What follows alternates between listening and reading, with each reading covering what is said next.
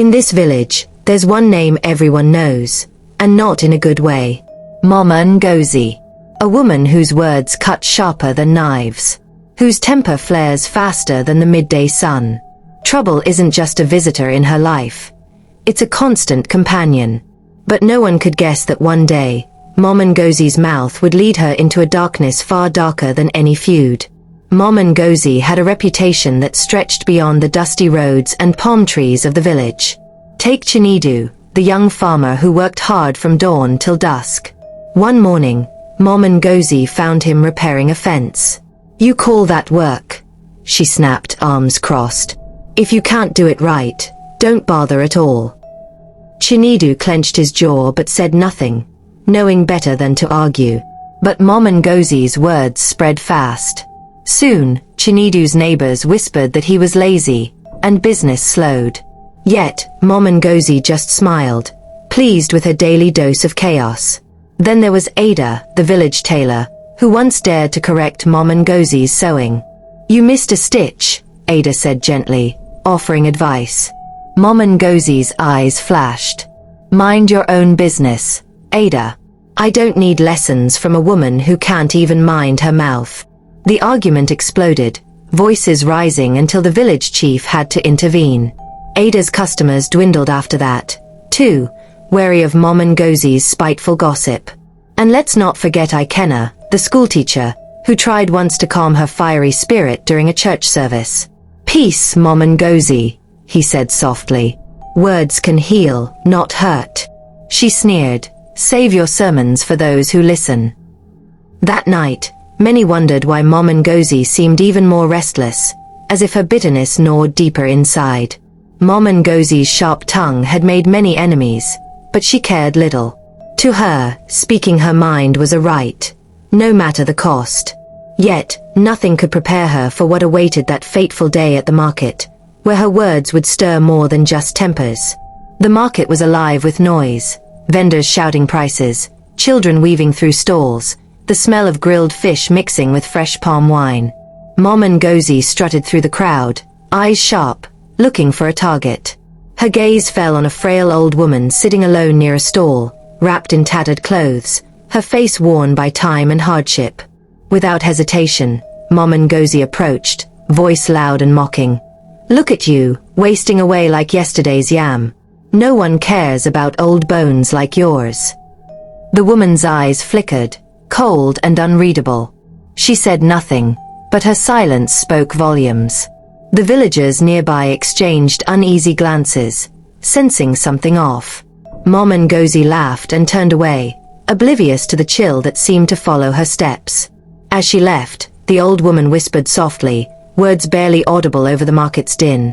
"Words have power, child, and you've crossed a line you cannot see." That night, Mama Ngozi's home felt different. Shadows twisted in corners, whispers echoed through empty rooms, and sleep refused to come. Her restless spirit stirred with dread, but she pushed the fear aside, telling herself it was only her imagination.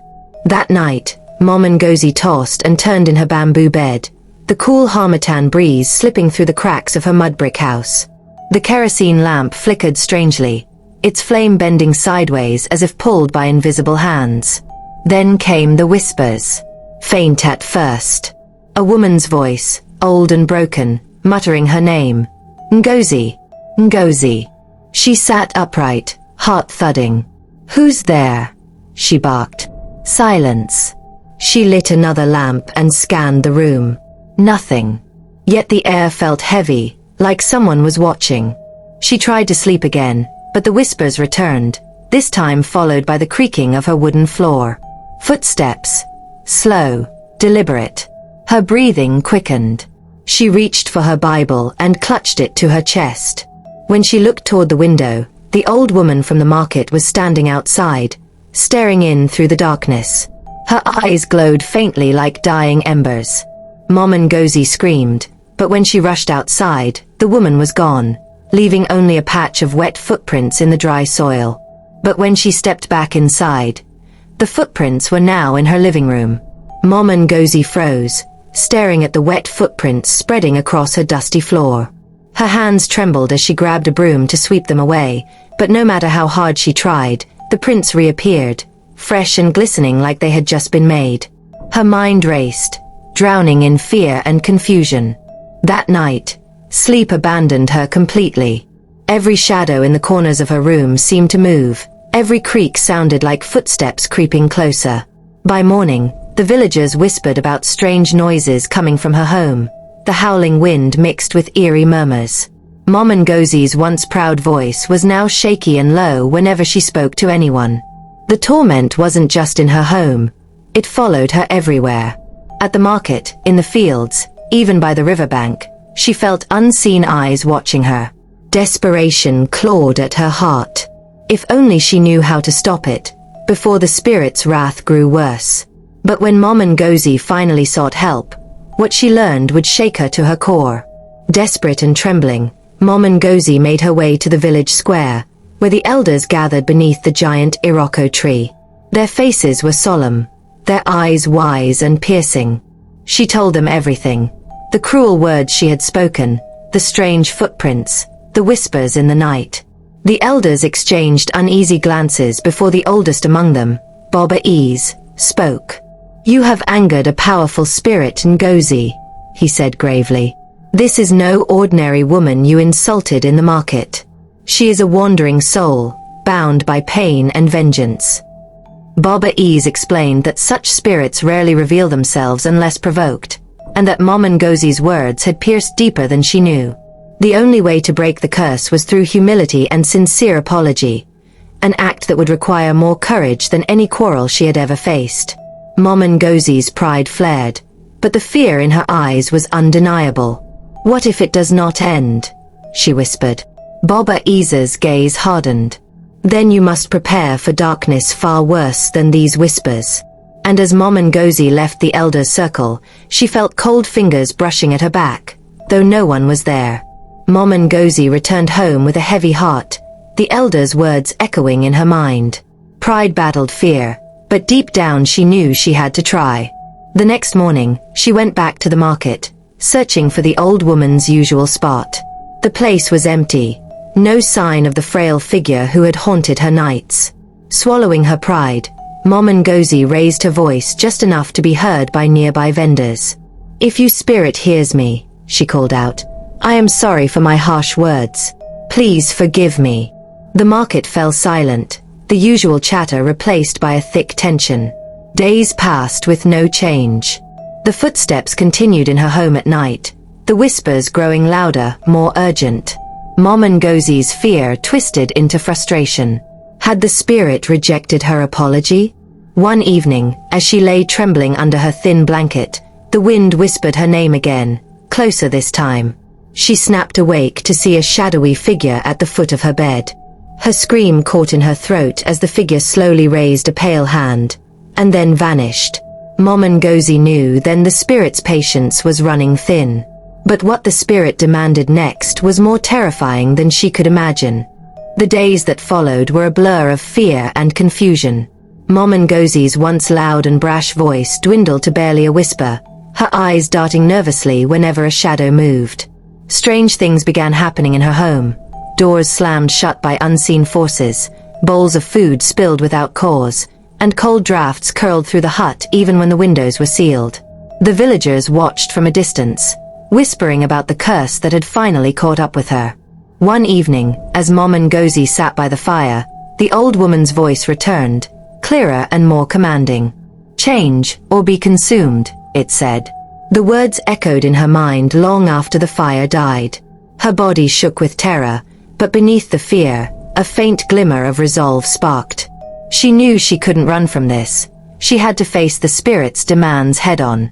But the next encounter would shake her belief in everything she knew. Early one morning, Mom Ngozi went to the cassava fields, hoping the fresh air would calm her nerves. As she worked, she felt an unnatural chill creeping over the land. Suddenly, the old woman's face appeared between the trees, pale, eyes glowing faintly in the dawn light.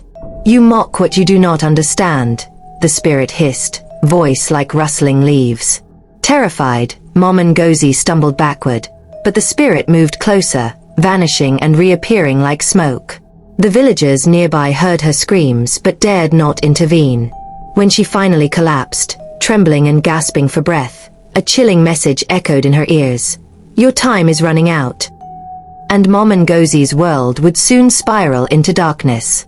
Fearing for her life, Mom Ngozi sought out the village healer, Mama F, known for her knowledge of the spirit world. Mama F listened carefully, eyes narrowing with concern. "This spirit is not just angry, it is bound by pain and betrayal," she explained. "Only true repentance and sacrifice can appease her." Mom Ngozi felt hope flicker but knew the road ahead would be dangerous. Mama F gave her a small pouch filled with herbs and a warning. "Use this, but beware, the spirit tests the soul. One false step and it will consume you entirely." But the spirit's next move was closer, darker, and more personal than anything Mom Ngozi could imagine. That night, as Mom Ngozi slept, a cold wind swept through her hut. She woke to find the old woman standing silently by her bedside, her hollow eyes fixed on Mom Ngozi's face. No words were spoken, only a deep, piercing gaze that seemed to look through her very soul. Suddenly, Mom Ngozi felt icy fingers brush her cheek. Panic surged, and she tried to scream, but no sound escaped. The spirit leaned in close and whispered, "You have one last chance to make this right." Pause. But when dawn broke, Mom Ngozi's neighbors found her hut empty, her fate hanging in the balance. The village woke to a chilling sight. Mom Ngozi's hut was empty. Her bed lay untouched, meals left half-eaten, and a small fire cold and grey. Rumors spread like wildfire. Some said she had fled into the forest, others whispered that the spirit had taken her away. Her belongings remained, but she was nowhere to be found. Fear gripped the hearts of the villagers. Even those who disliked Mom Ngozi felt a pang of sympathy. What had truly happened to her? Meanwhile, deep in the thick forest, Mom Ngozi stumbled through the undergrowth, her breath ragged. She was lost, confused, and desperate. The spirit's presence lingered, sometimes seen as flickering lights or strange shadows just beyond her sight. Was she being punished, or was there still hope? The line between reality and nightmare blurred with every step. She had to find a way back, before the darkness swallowed her whole. But the forest held secrets even the spirit feared to reveal. As Mom Ngozi wandered deeper into the forest, the trees seemed to close in around her. The air grew thick and heavy, the sounds of animals fading into an eerie silence. Suddenly, she stumbled upon a clearing where an ancient baobab tree stood, its massive roots twisting like the fingers of an old giant. Beneath the tree, a faint glow pulsed softly, casting ghostly shadows on the ground. Kneeling, Mom Ngozi noticed symbols etched into the bark, marks she had seen only in stories told by the elders. She reached out tentatively, feeling a strange warmth. The spirit's voice whispered in the wind, softer now, almost pleading. "Seek forgiveness. Seek the truth." Her heart pounded. Could this be the key to breaking the curse, or a trap set by something darker? Suddenly, a figure emerged from the shadows, and Mom Ngozi froze. The figure stepped forward, revealing himself to be Ikenna, the village teacher, someone Mom Ngozi had often scorned. His eyes were serious but kind. "I have been watching," he said quietly. "This spirit is old, but it is not evil. It seeks peace, and so must you." Mom Ngozi stared, reluctant to trust the man she had insulted many times. But now, she was too frightened to refuse help. Ikenna explained that the spirit was tied to a tragic past, an injustice left unresolved. If Mom Ngozi could uncover the truth and bring peace, the torment might end. It was a dangerous path, but the only one left. Reluctantly, Mom Ngozi agreed to follow him deeper into the forest, hoping to find answers and maybe, just maybe, redemption. But the forest was not done testing her yet. Together, Mom Ngozi and Ikenna reached the heart of the forest where the ancient baobab's roots hid a forgotten grave. Ikenna cleared the leaves to reveal a weathered wooden cross, etched with faded names. "This is where the old woman was buried," he said softly. "She was wronged by the village long ago, accused of witchcraft and cast out.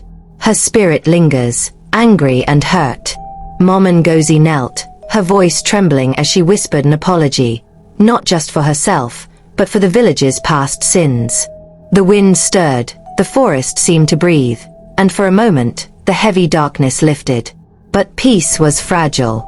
A sudden rustle from the bushes snapped their attention to a lurking presence, reminding them that some wounds run deeper than they appear, and the past was about to confront them in ways they never expected. From the shadows stepped a man, old, bent with age, but eyes sharp and filled with sorrow. "You disturb what should remain buried," he warned. Mom Ngozi and Ikenna exchanged uneasy glances. The man introduced himself as Chukwu, the last living witness to the old woman's story. The village betrayed her, yes, but she was no witch. Fear and lies condemned her. Chukwu urged Mom Ngozi to return to the village and seek forgiveness on behalf of all. Only then will the spirit rest. Mom Ngozi felt the weight of the truth crushing her pride. The spirit's torment was not just a punishment, it was a cry for justice. The journey ahead would test her like never before, and failure meant losing herself forever. But would the village listen? Or would old fears rise again? Ngozi and Ikenna made their slow journey back to the village under a sky heavy with clouds. The air was thick with tension, as if the very earth held its breath. When they arrived, whispers followed them like shadows. Many villagers remembered Mom Ngozi's sharp tongue, but had never seen her so humble or so afraid. She stood before the elders, her head bowed low, voice trembling as she began to tell the spirit's story and her own role in awakening its fury. The elders listened silently, their faces grave. Then Baba Ease spoke again. "This is no ordinary curse, but a wound the village must heal." He urged the community to come together in a ceremony of forgiveness and remembrance. Doubt flickered in some eyes, but the fear in Mom Ngozi's changed heart was enough to sway many. The village prepared to face its past, but shadows lingered, threatening to tear them apart once more. Yet, as night fell, unseen eyes watched from the darkness, waiting. Under the ancient Iroko tree, the villagers gathered, lit by flickering torches and the soft glow of moonlight.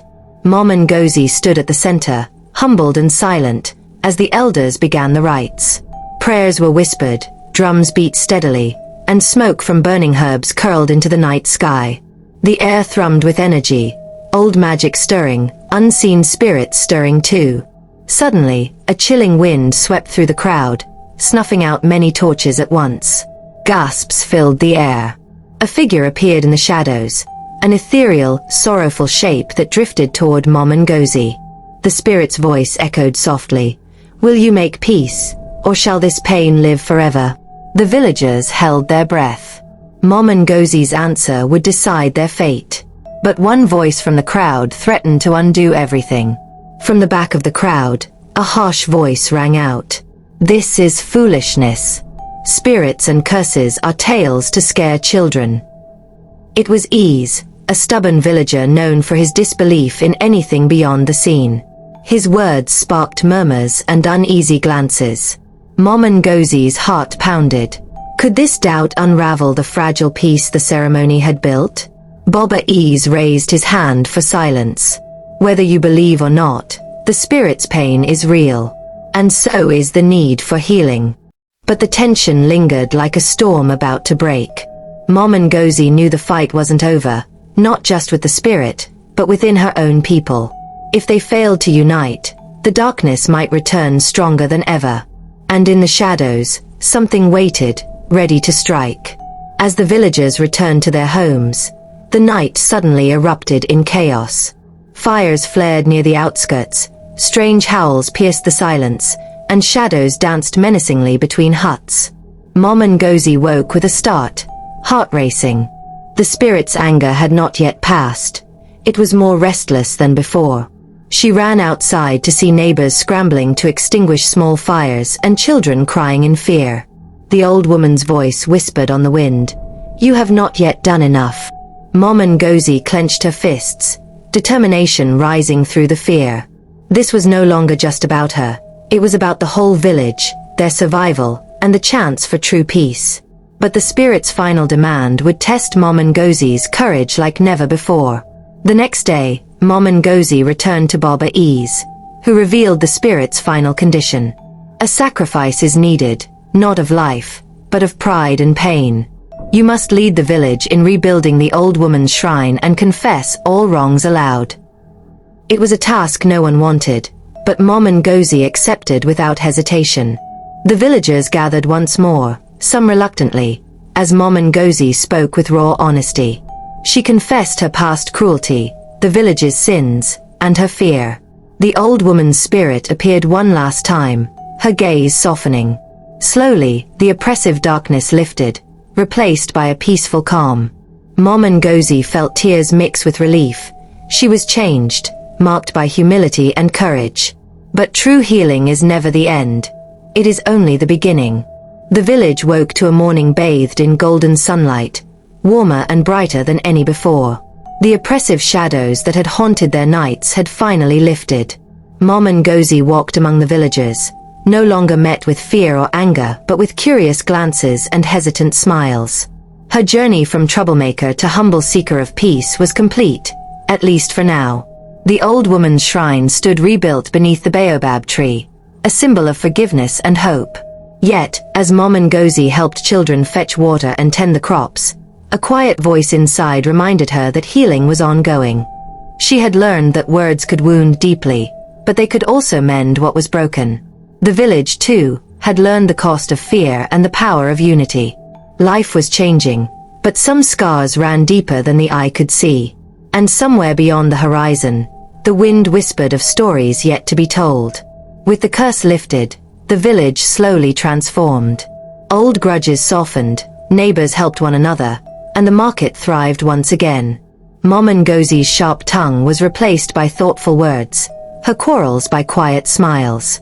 The villagers began to understand that strength came from humility, and courage from admitting wrongs. But not everyone changed so easily. A few still clung to suspicion, their eyes wary when Mom Ngozi passed. The spirit's lesson was clear. True change requires time and patience. And while peace reigned for now, the past could always return to test their resolve. Yet hope blossomed like the first flowers of Harmattan.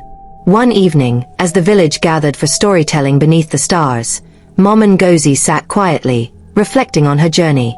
From a woman feared for her fiery tongue to one humbled by unseen forces, she had been transformed. She understood now that her words carried weight beyond measure, shaping not just her fate but the lives of those around her. The spirit's torment was not punishment but a call to change. And change, she realized, was the hardest battle of all. Her heart was heavy with regret but filled with newfound wisdom, a wisdom she vowed to share, so no one else would walk the path she had. But the night held secrets yet to be revealed. Just as the village settled into calm, a familiar whisper stirred the night air. It was faint, almost forgotten, but unmistakable. Ngozi, it called softly. Mom Ngozi's eyes snapped open, heart racing. Was the spirit truly at rest? Or was this a reminder that peace was fragile, always waiting on a knife's edge? She rose and stepped outside, feeling the cool breeze brush her cheek.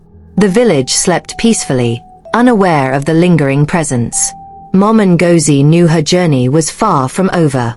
The past would always whisper, and she must always listen. Because some spirits never truly leave. Years later, Mom Ngozi's story had become legend, a tale told around fires, warning and teaching in equal measure. She was remembered not just as the troublemaker, but as the woman who faced darkness and returned with light. The village prospered, forever changed by the lessons learned under the baobab tree. Mom Ngozi, now older and wiser, sat watching children play near the shrine. She smiled softly, knowing that while shadows may come, the strength to face them lies within. Her legacy was one of courage, humility, and the power of change. In every village, in every heart, there are shadows, whispers of the past, echoes of pain. But as Mom Ngozi's story shows us, even the fiercest darkness can be met with courage and humility. Words are powerful. They can wound or heal, divide or unite. The spirit's lesson is clear. Respect, forgiveness, and understanding are the keys to peace. So next time you find yourself ready to speak harsh words or judge a stranger, remember Mom and Ngozi. Because sometimes, the most dangerous spirits are the ones we awaken with our own tongues. Thank you for watching. If you enjoyed this story and learnt something from it, share it, and let the lessons live on. Until next time, stay safe, and watch your words. They carry more power than you know.